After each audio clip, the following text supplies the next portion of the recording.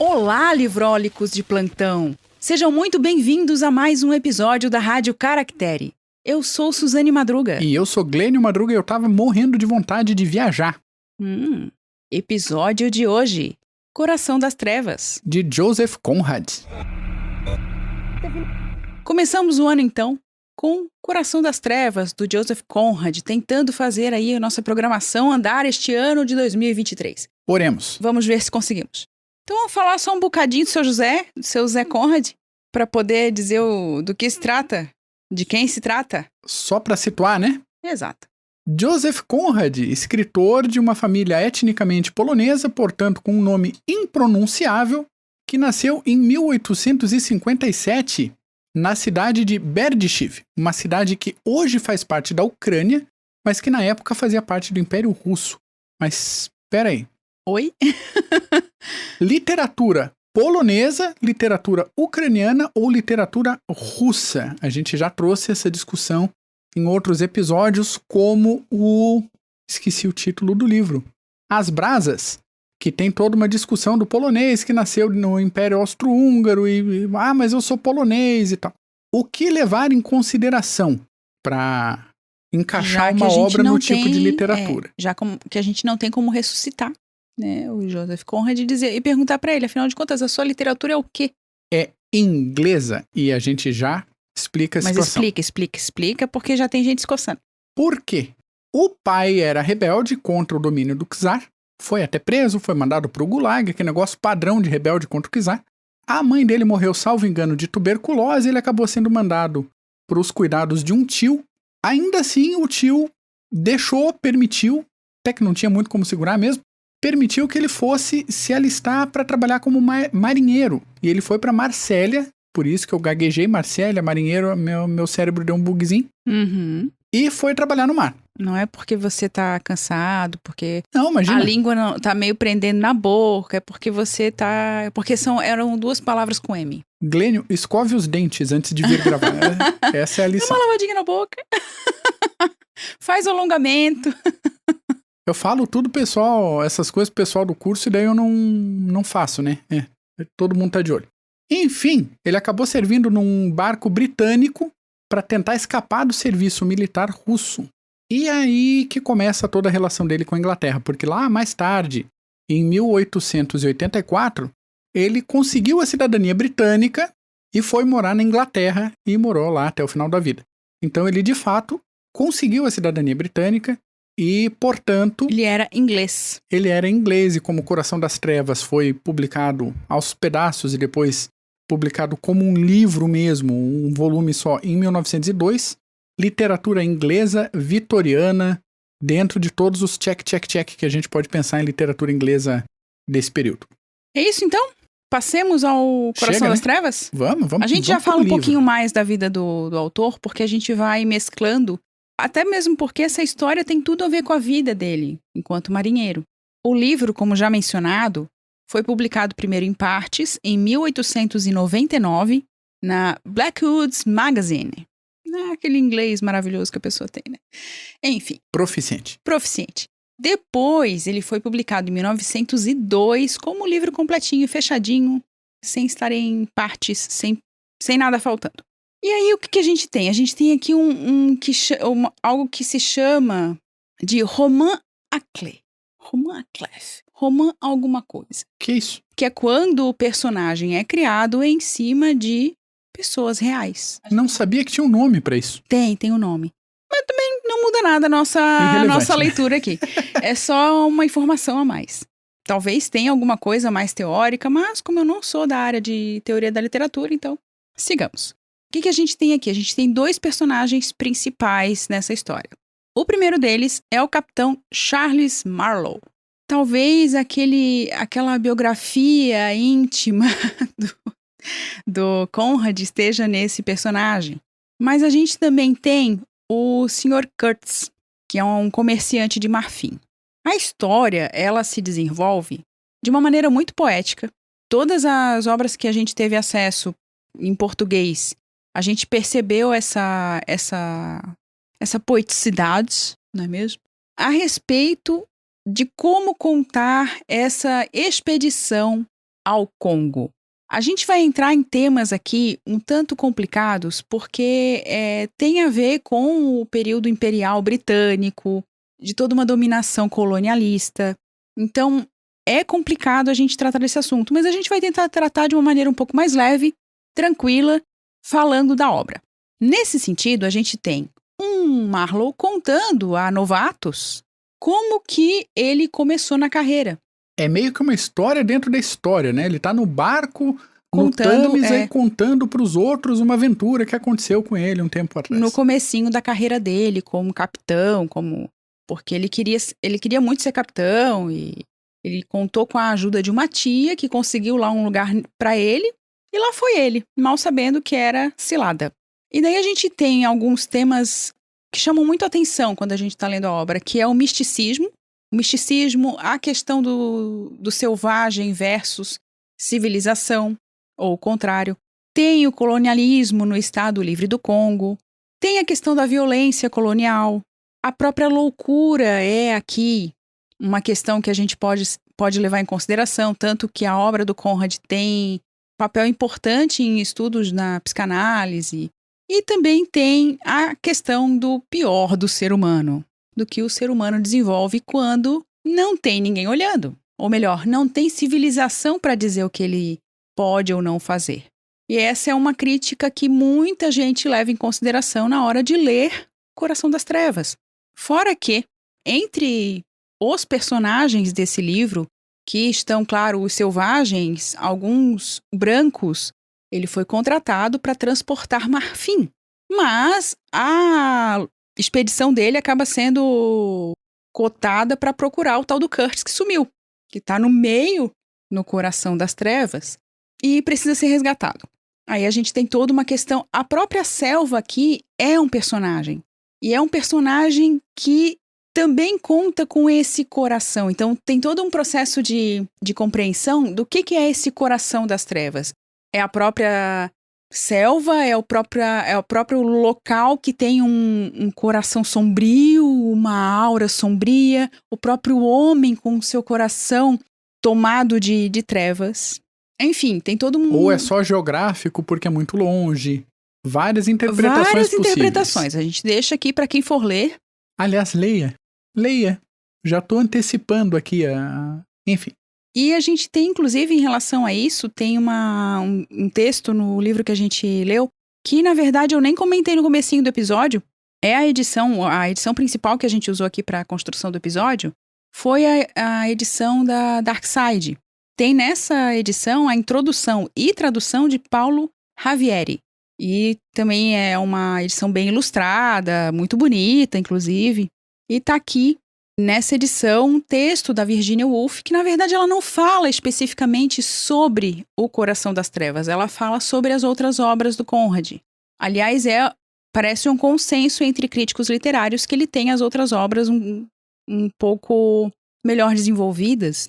Não sei, se pronuncia aí você que já leu todas as obras do Conrad, eu não fiz isso ainda.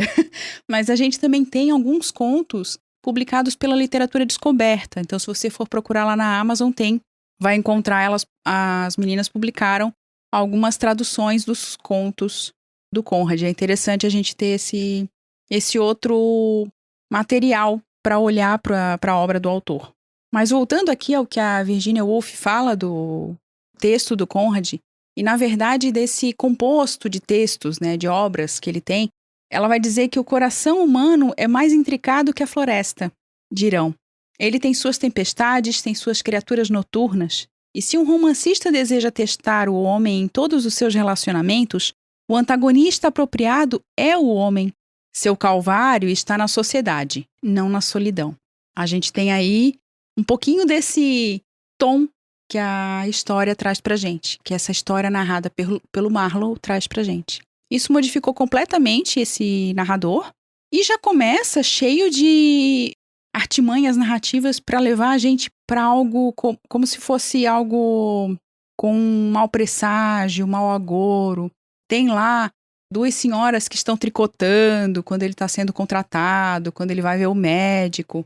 Então tem toda uma construção que já leva a gente para outro patamar na história e que leva nesse caso, para esse direcionamento de algo mais profundo, quase místico, misterioso.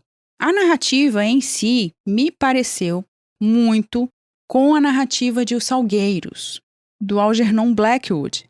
A gente tem um episódio sobre esse conto do Blackwood aqui na Caractere. Eu vou deixar na descrição do episódio lá no site. A impressão que dá é essa. Eu vou até ler um pedacinho do trecho aqui da obra que me fez lembrar bastante a obra do Blackwood. É um trecho que diz o seguinte: a enorme parede de vegetação, uma exuberante e emaranhada massa de troncos, galhos, folhas, ramos, festões, imóveis ao luar, era como uma invasão rebelde da vida sem som, uma fluida onda de plantas amontoadas, cristadas, prontas para desabar sobre o córrego e arrastar cada reles homem entre nós, para fora de nossa reles existência. E é isso que me fez lembrar, esse trecho é um exemplo que me fez lembrar os Salgueiros.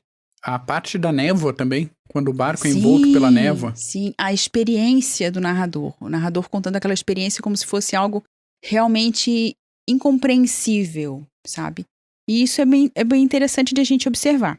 E além disso, a gente pode, então, partir para a questão histórica, que levou o Conrad a escrever essa obra tão densa, tão pesada, digamos assim. Pois é, a gente pensar que como que um sujeito que nasceu de uma família polonesa, que passou pela França, que teve a experiência do Império Russo e acabou morando na Inglaterra, por que ele vai escrever sobre a África, né? Ele, como a gente falou, trabalhou como marinheiro e nos idos de 1890, quando ele tinha 32 anos de idade, ele foi contratado por uma empresa belga para navegar em direção ao Congo para comandar um navio, curiosamente chamado Rei dos Belgas. Olha só. Irônico. Lembremos que, como comentado por ti, minha linda esposa, Suzane, nesse período aí, entre 1885 e 1908, o Estado Livre do Congo era tudo menos livre. E depois de 1908, ele ainda virou colônia belga até 1960. Ou seja, demorou muito para o Congo ter um certo protagonismo político dentro do próprio Congo, né? Então, enquanto Estado, enquanto nação. E depois a história pós-colonial do Congo é complicadíssima e continua complicadíssima até hoje.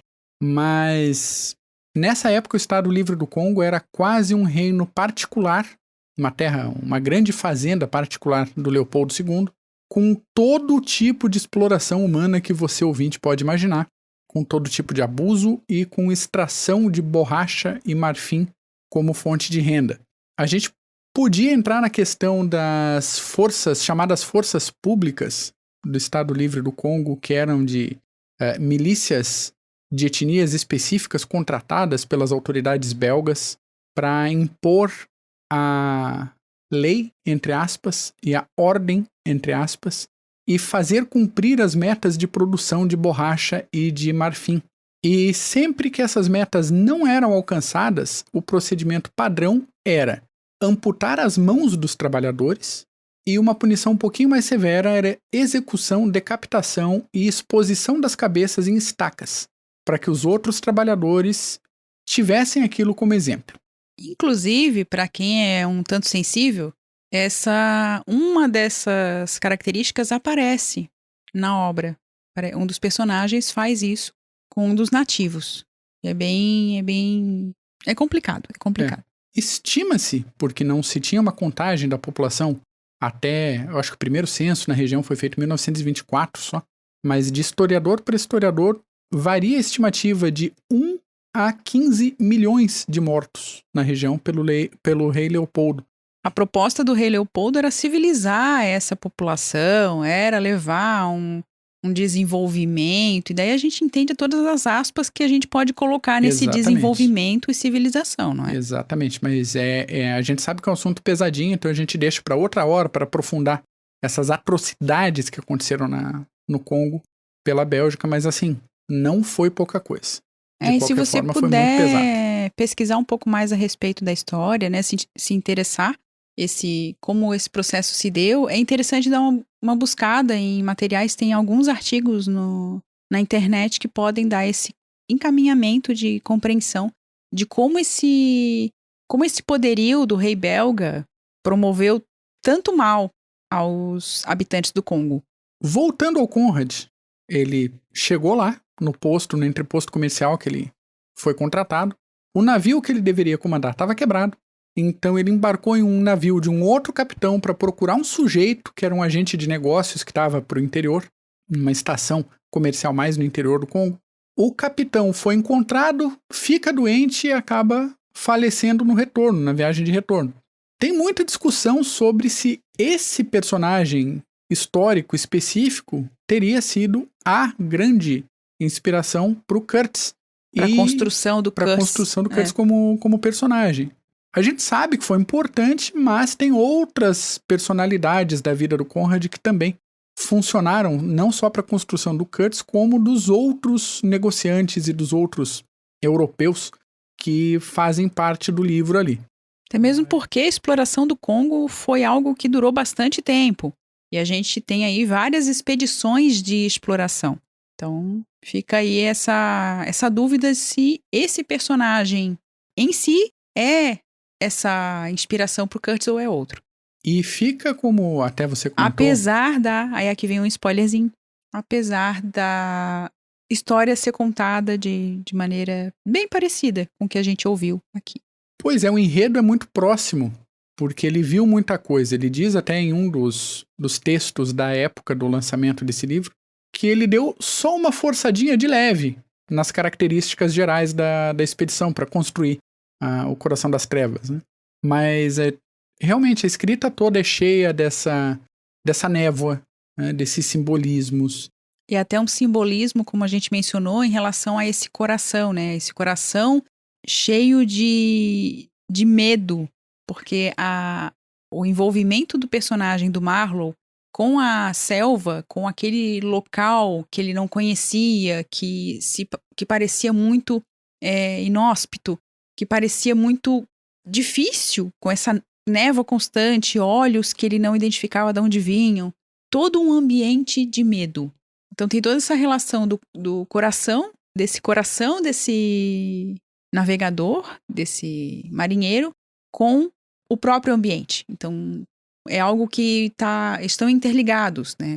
Esses sentimentos e o próprio ambiente externo. E essa questão do ambiente é trazida pelo Conrad de uma maneira magnífica, porque até que ponto o ambiente afeta as pessoas que ali vivem? É uma coisa. É uma das discussões, né? É uma das discussões. Alguém tido como civilizado, ficar numa região selvagem, ele se torna selvagem, ele perde a civilidade. O que é ser civilizado? O ser civilizado é só o europeu que está entrando no Congo? Então os locais são, de novo, aspas, selvagens. Como é que fica essa questão? Então, o afastamento da civilização. De novo, o que é a civilização para o Conrad? O que é a civilização para esses nativos? É o tempo todo. O livro é curto, são 100 e poucas páginas. Depende da edição também. E dos textos a mais. Até essa edição da Darkside tem o Diário do Congo, do Sim. Conrad. Só que a leitura é um pouco truncada, porque o tempo todo você tateando 1 metro na frente, como o Conrad ia avançando pelo rio, ou como o Marlowe, no caso da narrativa, ia avançando pelo rio. Direcionando no desconhecido. No desconhecido. E num ambiente hostil. E com medo de andar. Ele tendo que andar e com medo de andar ao mesmo tempo. Em relação, inclusive, a essa questão de o selvagem, a civilização, o eurocentrismo, a gente tem uma crítica do Chinua Achebe, que é um romancista e crítico literário nigeriano, e ele vai dizer que o livro é ofensivo ao demonizar os africanos. Para ele, inclusive, não deveria ser considerada uma obra de arte pela descrição racista que Conrad faz dos personagens do Congo, dos nativos do Congo. Então tem todo um texto, eu vou deixar na descrição do episódio tanto o link que leva a esse artigo, que foi publicado numa revista da Universidade de Indiana sobre literaturas africanas. O artigo ele tem que ser pago para ser lido, inclusive, mas fica aí a recomendação para quem quiser adentrar. E também eu vou deixar um outro texto, que é do The Guardian, de 2015, que fala da questão do coração das trevas, de toda essa discussão, de todas essas ideias que perpassam a cabeça do leitor enquanto está acompanhando essa leitura. É bem interessante. E é interessante pegar essa questão dos críticos a partir dessa crítica do Chinua Achebe, porque ele dá essa paulada no livro. Sim, numa perspectiva, inclusive, pós-colonialista, e é interessante a gente observar. E vários críticos, inclusive críticos africanos, ficam numa posição um pouco desconfortável, porque eles falam, ok, mas eu acho que o Achebe pegou meio pesado, não dá pra não ser considerou tanto assim determinadas também. características da obra, tem toda uma crítica à crítica do Achebe. Exato, porque e eu não tô fazendo uma defesa da pessoa do autor, mas o Conrad faz uma crítica ao colonialismo, sim, faz uma crítica à escravidão, sim, mostra o descaso dos europeus com os nativos, sim, e ao mesmo tempo ele coloca essa narrativa quase que simplificando os nativos como se fossem todos eles uma massa de gente igual, homogênea, então... Não explorando muito como personagens. Ele explora, inclusive, mais a selva como personagem do que os próprios nativos. Então ele acaba colocando os nativos num polo oposto de civilização dos europeus. Isso tem uma carga de xenofobia e de racismo? Sim. E isso é a visão de um europeu do final do século XIX navegando pelo Congo. A gente não pode esperar que um europeu, por mais anti-imperialista que ele fosse, considerando que ele saiu da terra dele, que sofria o peso da bota do Império Russo, não dá para achar que ele no final do século XIX vai chegar no interior do Congo e vai ter uma visão de século XXI das civilizações africanas. Não vai. Não tem como a gente esperar isso de um livro. E todo esse forrobodó da crítica, para mim já é mais um motivo para você, ouvinte, pegar esse livro e falar, deixa eu ver aqui o que o Conrad escreveu então. Já que é baseado em experiência dele e do olhar dele numa situação específica. É interessante que a gente tenha a nossa própria experiência com essa leitura. A gente lê outros artigos, a gente lê e ouve muita gente falando desse livro, mas é interessante que a gente observe, que a gente perceba que tipo de construção narrativa o Conrad está fazendo acerca de uma história real, extremamente violenta e extremamente complicada, até os dias de hoje de ser comentada. É muito impressionante isso. E também a gente pode passar agora, já finalizando esse episódio um tanto pesado, não é mesmo? Para o primeiro episódio do ano de 2023, para adaptações. Existem várias adaptações para todos os tamanhos de tela que você possa imaginar. Então, tem para rádio, tem para... O livro é colocado como um pedaço de determinadas histórias. A adaptação mais famosa é O Apocalipse Now, um filme de Francis Ford Coppola, de 1979. Um excelente filme, um dos melhores filmes de guerra já feitos na história do cinema mundial. Se você não assistiu, assista. Fica aqui a recomendação da Rádio Caractere. O contexto é a Guerra do Vietnã. E tem, inclusive, ali a representação do personagem do Kurtz. Tem toda uma questão de violência, de racismo. Enfim, tem todo esse processo sendo lido e adaptado para o cinema. Esse é o mais famoso, mas tem outros. Se você quiser dar uma olhadinha, dar uma pesquisada nas adaptações que existem. Não só nas adaptações em si, mas são adaptações em que o livro ele entra como inspiração. Até jogo virou, né? Tem vários jogos inspirados na trajetória do Marlowe, inclusive jogos de tiro de primeira pessoa, como se pode esperar a partir quando a gente lembra da adaptação do Apocalipse Now. Antes da gente terminar, eu queria falar um pouquinho do Marlowe, que é inspirado muito no próprio Conrad, né? E que ele volta dessa expedição ao Congo completamente chocado. Ele volta transtornado. O Marlowe já não era novidade para os leitores de Conrad, ele já aparece em outras obras, como Lord Jim, e depois ele volta a aparecer. E da novela Juventude, de 1898. Então já é um personagem que fazia parte ali do universo das narrativas do Conrad. O final do próprio Marlowe é muito interessante, porque ele coloca... Eu não vou falar todo o final aqui, até para você que está nos ouvindo possa ler. Mas o final é bem interessante porque ele se coloca numa posição muito difícil de ter que responder determinadas perguntas e, ao respondê-las, ele escolhe um caminho mais... Ele escolhe a sensibilidade. Ele escolhe a sensibilidade. E isso é uma marca interessante de alguém que passou por algo tão duro como mostra a sua própria narrativa.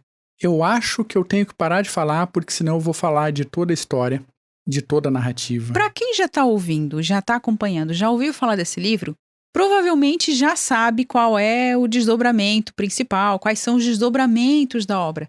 O que importa aqui, particularmente como leitora, para mim não foi o desfecho, não foi o que acontece com Marlowe, o que acontece com Curtis. Não é isso. Para mim é como isso é narrado. O modo como a história é contada... É o caminho. Até mesmo porque não acontece muita coisa. A história é curta. Não dá tempo, não tem página para acontecer muita coisa. E tem aquela questão de...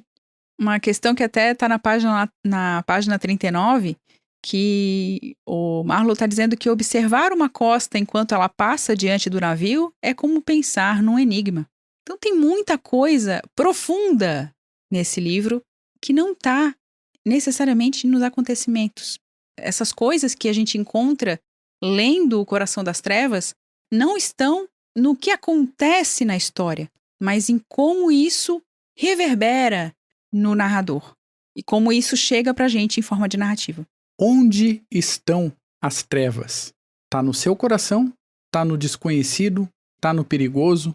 Tá no local? Fica a reflexão. Deixamos aí um primeiro episódio do ano bem reflexivo, não é mesmo? E finalizamos então por aqui. Encerrando a minha participação hoje, eu deixo essa recomendação que é um dos 10 livros da minha vida, que é O Coração das Trevas. Da vida do Glênio, que isso fique bem claro, não é da minha vida. Olha só a treta matrimonial. Crítica interna. Crise matrimonial aqui na Rádio Caractere, você também tem. Um dos 10 livros da minha vida. Recomendo com toda a força. Tenho várias opções no mercado. Estão saindo novas edições. Para quem é assinante de caixinha, tá saindo na caixinha também. Para quem não é, até para quem gosta da Antofágica, tem edição da Antofágica. Tá? Não estou te julgando. Talvez esteja. Mas até para quem gosta da Antofágica já tem uma versão de Coração das Trevas. Fica aí no ar a crítica da crítica. Enfim, a gente agradece imensamente a companhia de vocês até aqui e esperamos que tenham gostado desse episódio. Outros estão por vir, outras propostas e ideias e coisas estão por vir. Não esqueçam de participar do Storathon. Quem quiser fazer parte, a gente abriu um grupinho no Telegram para poder conversar sobre as nossas leituras. Estamos agora, nesse período de janeiro até março, lendo da pré-história até o ano 500, depois de Cristo. Depois a gente vai ainda anunciar o período direitinho, que é de abril a junho, o segundo período da maratona. No nosso Instagram tem todas as informações, assim como na comunidade lá do YouTube. Então, é isso aí. Fica o nosso convite para essa participação, inclusive para que a gente entenda que quando a gente lê uma obra, aliás, uma obra como essa da qual a gente falou hoje, a gente tem muito aspecto histórico que precisa ser levado em consideração. Então, entender história nunca é demais para quem gosta de literatura, não é mesmo? Fica aí a nossa recomendação, o nosso agradecimento. E não esquece do recado de sempre, meu filho. Pega um livro, relaxa o corpinho e até a próxima.